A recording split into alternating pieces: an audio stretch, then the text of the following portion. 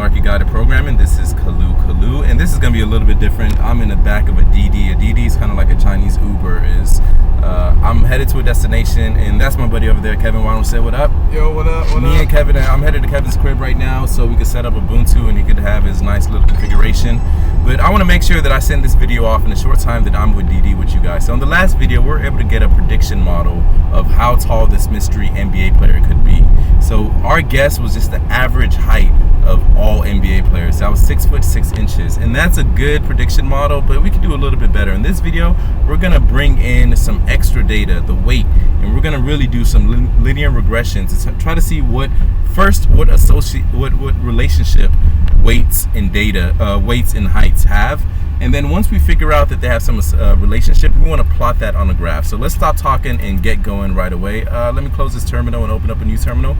So we got a new terminal. We got the DD driver in here as well too. He's listening to all this jazz. I'm sure he thinks it's hilarious.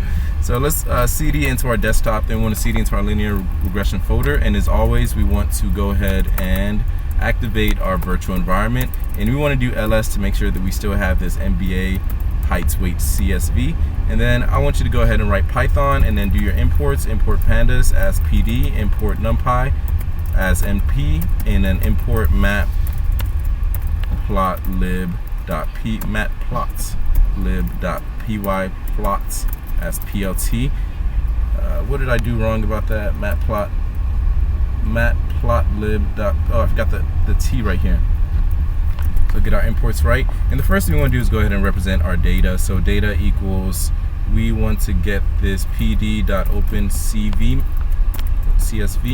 and then our NBA underscore height underscore weight.csv. What did I do wrong with that?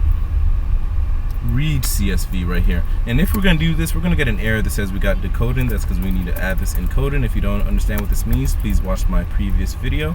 So we want to give it an ISO 8859-1, and that should be good. And we have our data read. So the first thing we want to do is go ahead and get our heights. So our heights comprise, we just get our heights like that, and now we have the heights. Why don't we go ahead and get our weights as well too?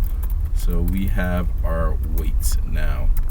So weights, heights, and why don't we get our heights? Our average heights equals heights.mean. So our average height is this, and that was just that was all of our prediction model last video. We just got the average NBA player height, and we just guessed that this mystery NBA player, he may be 79 inches or 6'6". We want to do better. We want to get the information with weights, and if there's some relationship with weights, and we just so happen to have this NBA player's weight, then we can use some sort of model, some more accurate model, some multivariable model to go ahead and predict how tall he may be.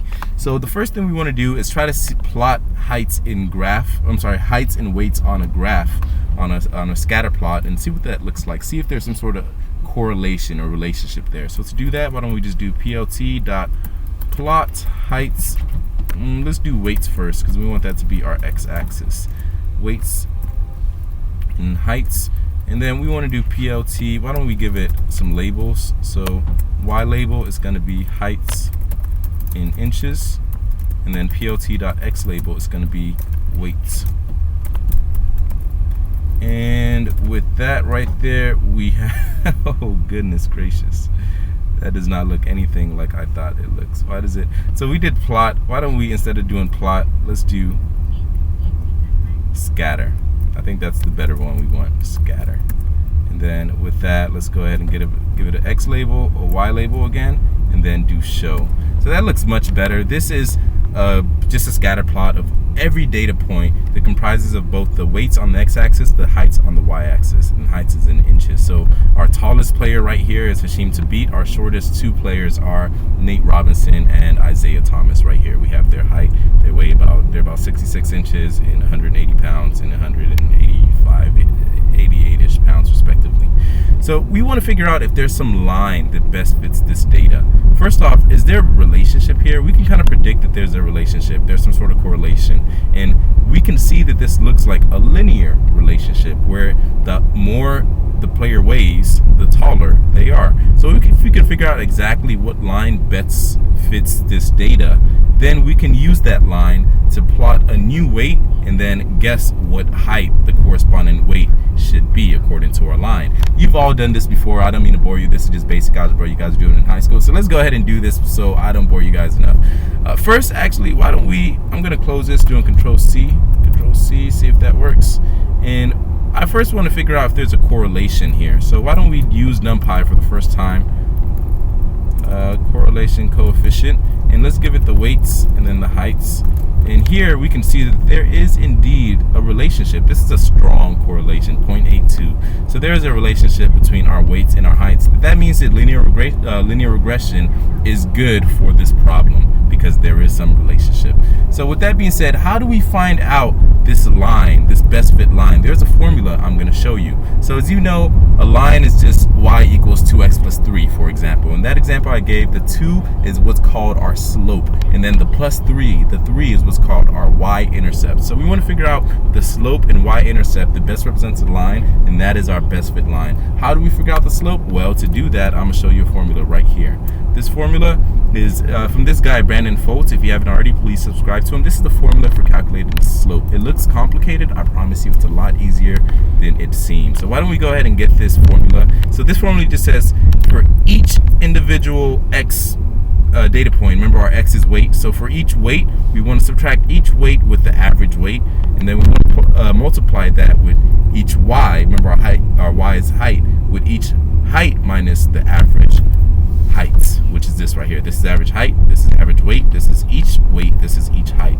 And then we want to get the sum of all those numbers. So first let's get this right here. We can call this the sum of, so this is right here is a deviation of each weight and the deviation of each height. By deviation I just mean how much each height deviates from the average. I'm sorry, how much each weight deviates from the average and how much each height deviates from the average.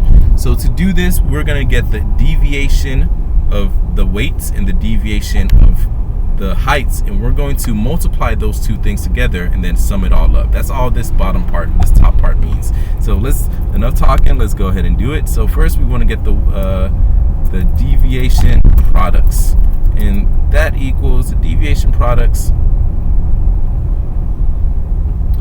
So the deviation products equals, let's see, we want to get each xi. This xi just represents each weight. Let's just do it weight.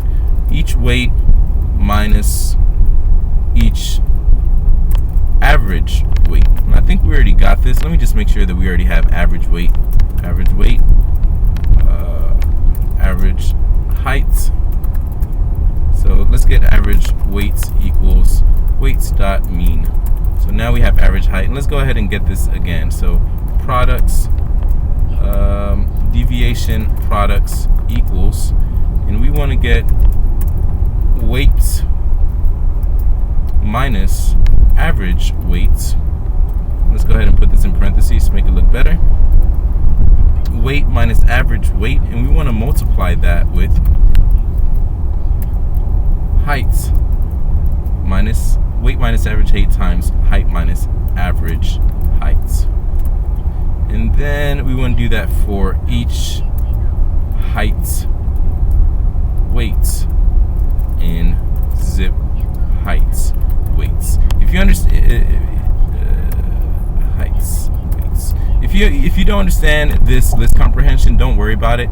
Just know what this means is we're gonna take each weight, subtract it with the average weight, and multiply that with each height, and subtract that with the average height, and that's going to give us a list. So with that, let's go ahead and write that, and we can see products. We now have a list. We should really call this deviation products list. Let's call that equals deviation products. It's really a list. So deviation product list now has a list of each of these, each weight times minus the height times each weight minus the average weight, and times each height minus the average height. That's what this list comprised of right here, this deviation product list. But we want to get the sum of that. So that's really the deviation products. We want to get the sum of that. So let's say deviation products equals deviation products list. And we'll get the sum of that. Just like that. And now we can see deviation products. There it is. It is this number right here. Now we want to get this right here. So this is just the sum of the deviation of the weights squared, or the deviation of the weight squared and the sum of all that. So in order to do that, let's first get the deviation list of, so let's say weights deviation list. And remember the independent x right here, this is our weights. So weights independent list, let's go ahead and do weights minus weights average squared for weights in weights.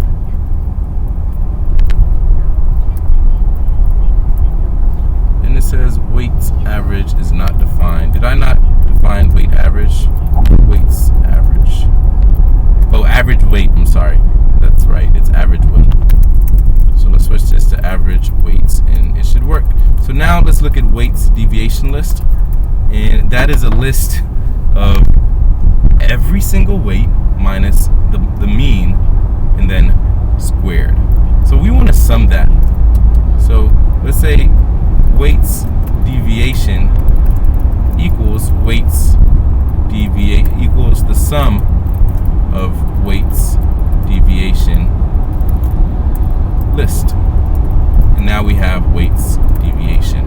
So check that out. So at the end, in order to get the slope, which is all that we're trying to do, we want to get this right here, the products of the deviations divided by the weights deviation. So where is that products of deviation? Deviation products divided by weights deviation. And that is our slope, ladies and gentlemen. So let's go ahead and write that. Slope equals that. Now we want to get the y-intercept. Well, the y-intercept, this Brandon guy is so helpful. He gives us the equation for the y-intercept as well too. And this is a much simpler equation. This just says we want to get the average y. So remember our y, our dependent variable, is the height. So we want to get the average height. And then we want to subtract that with our slope, which we already have. Our slope times the average x. And remember the x is our weights. So average x, average weight. And that will give you, this right here is our y-intercept. So why don't we just go ahead and write y-inter equals, and I'm just going to write this again and write y-inter equals this. So now this is our y-intercept and this is our slope. So that's our equation. This is our line, 0.106x plus 55.586. Congratulations, guys. How are we going to use this? So let's say we have a random NBA player. So we know this mystery player's weight is 210 pounds. For some reason, we happen to know that. So let's say 210 pounds. We want to multiply that, as you guys know, by the slope. So 210 pounds times the slope. And then after we have that, we want to add this figure with the y-intercept. So y-inter. And that is going to be our prediction. So this is 77.9 inches. Let's say 78 inches. And we know the 78 divided by 12, because there's 12 feet there's 12 inches in a feet. So 78 divided by 12 gives you 6 feet. And then we know that 78 divided by 12 gives you, 78 divided by 12 gives you a remainder of 6. So this guy is 6'6". That's right around what we predicted he would be. So yeah, that's, I guess both predictions were pretty good. So why don't just for his particular weight. So let's say that he weighed maybe 260 pounds, okay? So in that case, we do the weight, 260 pounds, times the slope plus the y-intercept. And then we would predict him to be 83 inches. So again, we can do 83 inches divided by 12. That is 6 feet. And then 83 inches divisio 12 gives us a remainder of 11. So that is 6'11". Wow. Really? Man, that is tall. 6'11", really? Okay, so if he was 260 pounds, then we can predict that he would be 6'11". So congratulations, we got our best line fit, which is this line that comprises of the slope and this intercept. So we can actually do a function right here. So we can say predict height is a function that takes the weight, and then it returns to us the slope, which we know, it returns to us the slope times the weight plus the y-intercept. And And then we can just use this function, predict height, to predict any height once we were given someone's weight. So 178, and it should be 74 inches. Why don't we write that function a little bit better? Why don't we say inches equals slope times weight plus y inter, and then feet equals, why don't we just do feet equals inches divided by, let's just get integer of inches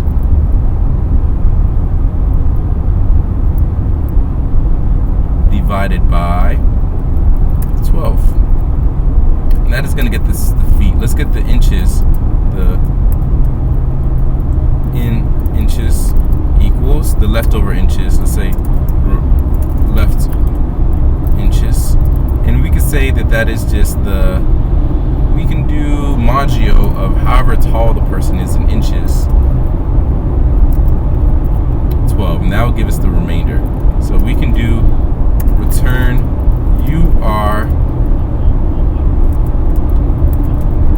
feet tall and inches. And then format right here, and we'll give it feet in inches. So let's see if this works. Height, we can do 200. You are 6 feet tall and 70. That did not work. That is not all what we want. We wanted to, let's do that again. I'm sorry. I see our mistake. We have inches right here, feet right here, left inches. And the mistake we did right here was, instead of giving it inches, we want to give it the leftover inches. So let's do that again. Let's predict with 200. There we go. You are 6 feet tall and 4.8 inches. We've done a lot. We've done a great prediction. This is a good example for how to get the best fit, the best line fit. And we can do this with NumPy as well too. This is very easy with NumPy. I'm gonna just show you right now. NumPy polyfit, and we just give it an x and a y, and then this one constant. See, heights right here. And this one constant, and this gives us the exact same thing we did the hard way during doing the math ourselves. This gives us the slope right here, and this also gives us our actual y-intercept. And we can do this, we have this predict height, we can do predict heights to, let's call it a fit equals this, and then we can do predict height 2, and predict height 2 equals np poly 1d, and in here we just pass it a fit. So we do predict height 2, and we can give it 200 pounds. And this is NumPy provided way of doing linear regression. This just did all that magic we did by hand in just 2, 3, 4, 5 lines of code. It's really amazing. So this is the NumPy prediction algorithm, and then let's see our prediction algorithm. And it gives us, let's see, 76 inches. It gives us about the same. This gives us the answer in inches. We could do 76 divided by 12 equals 6 inches, and then 76 modulo 12 equals 4 inches. So it's right. We're getting the right answer. Congratulations to you guys. We've done 2 implementations. We wrote the math ourselves to implement the best line, the best fit line strategy, or the best fit line equation or formula to get the slope and the y-intercept for a line that best fits our data. We were then able to use this to then predict any NBA player's height given their weight. So in the next video, we're going to see how accurate this is, and we're going to compare this model that we use with our weights and heights as the variables versus the model we did last video where we only used the heights as the variable. And we're going to see if we can't lower the SSE that we had in our first video. If you don't know what SSE means, don't worry too much about it. It just means this error sum of squares, and it's we talked about it in the last videos, but we're going to talk about it again in the next video. So thank you very much for your patience. Kevin, thank you for your patience. You just listened here. I'll see you guys in the next video. Peace.